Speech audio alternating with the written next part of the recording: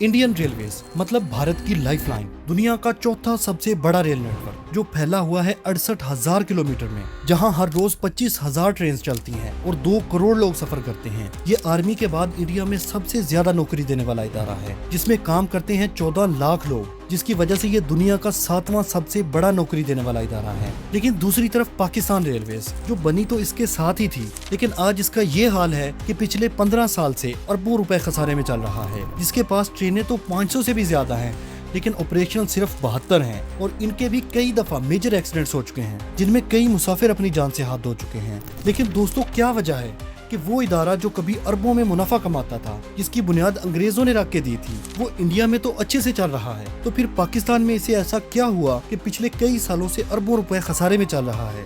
आज की इस वीडियो में हम पाकिस्तान रेलवेज के डाउनफॉल की कहानी जानेंगे। हमारी कहानी का आगाज होता है मिड 19th सेंचुरी से। ब्रिटिश राज पूरे हिंदुस्तान पर अपनी ग्रिप मजबूत कर रहा था। यहाँ की फूड क्रॉप्स, मसाले और मिनरल्स पूरी दुनिया में मशहूर थे, जिनकी ट्रेड करके ब्रिटिशर्स अच्छा खासा मुनाफा कमा रहे थे। लेकिन उनको इन तमाम चीजों को पूरे ब्रिटिश इंडिया के डिफरेंट जगहों से कलेक्ट करके पोर्ट्स तक लाने में बहुत दुश्वारी होती थी। इसके अलावा इतने बड़े मुल्क को, जिसे उस वक्त मुल्क नहीं बल्कि सब कॉन्टिनेंट कहा जाता था, इस पर कंट्रोल के लिए बरतानिया को जरूरत थी एक तेज रफ्तार ट्रांसपोर्ट सिस्टम की, जिसका हाल उन्हें रेलवे की शक्ल में नजर आया। इसीलिए ईयर 1853 में सब कॉन्टिनेंट में पहली बार रेलवे को स्टार्ट किया गया और फिर देखते ही देखते ये नेटवर्क पूरे ब्रिटिश इंडिया में फैलता चला गया और मौजूदा पाकिस्तान के इलाके में पहली ट्रेन 13 मई 1861 को कराची से कोटरी के दरमियान चली, जो एक फ्रेट ट्रेन थी, जिसका काम था माल को कराची से कोटरी तक ट्रांसपोर्ट करना और फिर इसको यहाँ से छोटे शिप्स के थ्रू मुल्तान लाया जाता, जिसे फर्दर एक ट्रेन के जरिए लाहौर, पिशावर और मौजूदा पाकिस्तान में ट्रांसपोर्ट किया जाता। इस तरह से ब्रिटिशर्स सब कॉन्टिनेंट को इजीली कंट्रोल भी कर पा रहे थे और ट्रेड भी काफी इफेक्टिव हो चुकी थी। खैर, मकसद जो भी हो, इसमें शक नहीं किया जा सकता कि उस दौर के इंजीनियर्स ने कमाल कर दिखाया। ये तकरीबन पौने 200 साल पहले की बात है। दुनिया आज से बहुत मुख्तलिफ थी, लेकिन ब्रिटिश इंजीनियर्स ने बगैर किसी मॉडर्न टेक्नोलॉजी के पहाड़ों के सीने चीर कर सुरंगें बनाई, बड़े बड़े दरियाओं पर ऐसे शानदार पुल बनाए कि आज भी खड़े हैं। इन्होंने हजारों मील पटड़ियां बिछाई, बलूचिस्तान के पहाड़ों से लेकर पंजाब के मैदानों और फिर बंगाल की सरजमीनों तक। और फिर ये पूरा रेलवे इंफ्रास्ट्रक्चर पाकिस्तान को मिला जब 1947 में वो आजाद हुआ। ब्रिटिश इंडिया की सबसे बड़ी रेलवे नॉर्थ वेस्टर्न रेलवे का सबसे बड़ा हिस्सा पाकिस्तान के हिस्से में आया और इसका नाम रखा गया पाकिस्तान वेस्टर्न रेलवेज। यूँ रेलवे सिर्फ एक डिपार्टमेंट नहीं, हमारी कौमी तारीख का एक जिंदा बाब बन गया।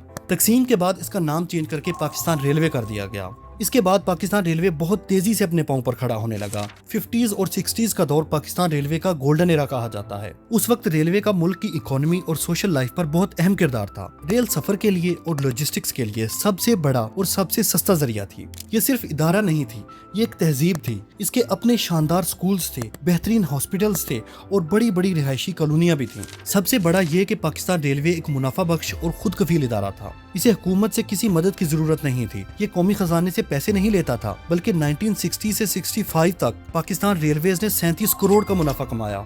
फिर वक्त के साथ साथ पाकिस्तान रेलवेज मॉडर्न भी हुआ। भाप के पुराने इंजन्स की जगह पावरफुल डीजल इंजन्स और फिर इलेक्ट्रिक इंजन्स ने ले ली। खानेवाल से लाहौर तक का सफर इलेक्ट्रीफाइड हो गया, जिससे सफर और भी कम हो गया। फिर तेजगाम, खैबर मेल और अवाम एक्सप्रेस जैसी मशहूर ट्रेन शुरू की गई, जो आज तक चल रही हैं। बहरहाल सब कुछ ठीक चल रहा था। रेलवे तरक्की की पटरी पर पूरी तेज रफ्तारी से चल रही थी, लेकिन यहाँ पर आकर कहानी ने एक खतरनाक मोड़ ले लिया। 1971 आ गया, सुकूते ढाका हो गया, मशरकी पाकिस्तान अलग हो गया और पाकिस्तान रेलवे का एक बहुत बड़ा और मुनाफा बख्श हिस्सा Eastern Bengal railway East Pakistan के साथ चला गया। ये पाकिस्तान रेलवे के लिए एक बहुत बड़ा झटका था, जिससे आज तक वो संभल नहीं पाया।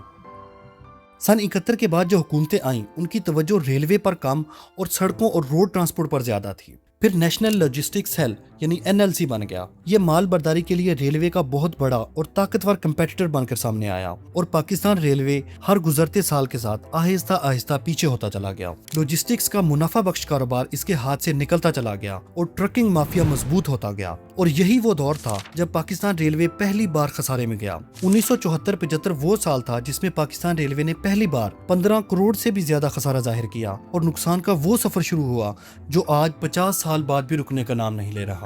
आखिर क्यों? क्या वजह थी कि एक मुनाफा बख्श इदारा सिर्फ चंद सालों में ही एक सफेद हाथी बन गया?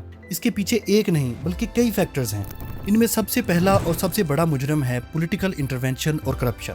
70s में पाकिस्तान में पहली बार इदारों में बड़े पैमाने पर सियासी मुदाखलत का कैंसर शुरू हुआ। मेरिट को नजरअंदाज करके सिफारिश पर भर्तियां शुरू हो गईं। सियासी बुनियादों पर अपने बंदे रखवाए जाने लगे। यही वजह है कि नाअहल और करप्ट ऑफिसर्स अहम ओहदों पर पहुंच गए, जिनका काम सिर्फ अपनी सियासी पार्टी को खुश करना था। इन्होंने ऐसी ट्रेनें और ऐसे रूट शुरू किए जिनका कोई फायदा नहीं था। इनका एक ही काम था, सिर्फ और सिर्फ खसारा करना। इसी दौर में रेलवे की कीमती जमीनों पर कब्जे भी होना शुरू हो गए। इंजन्स और डब्बों के स्क्रैप चोरी होना शुरू हो गए और फाइनेंशियल करप्शन का वो सिलसिला शुरू हुआ जो आज तक नहीं रुक पाया।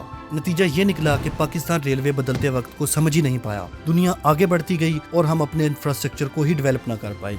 वही पुरानी पटरियां, वही सिग्नल सिस्टम, वही इंजन्स और वही डब्बे। जब इदारा ही खसारे में जा रहा था तो इसको अपग्रेड करने के लिए पैसा कहां से आता।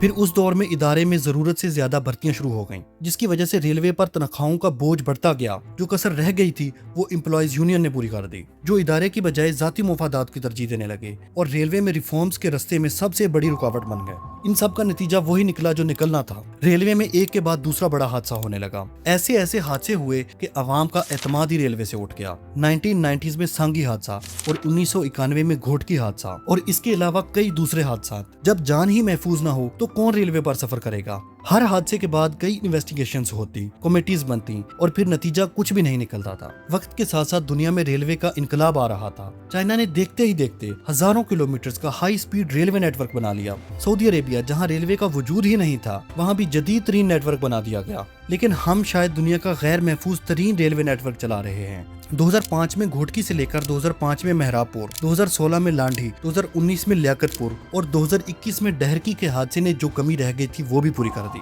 जाफर एक्सप्रेस के हमले ने साबित कर दिया कि पाकिस्तान रेलवे में सफर करना है तो अपनी जान पर खेलना पड़ेगा।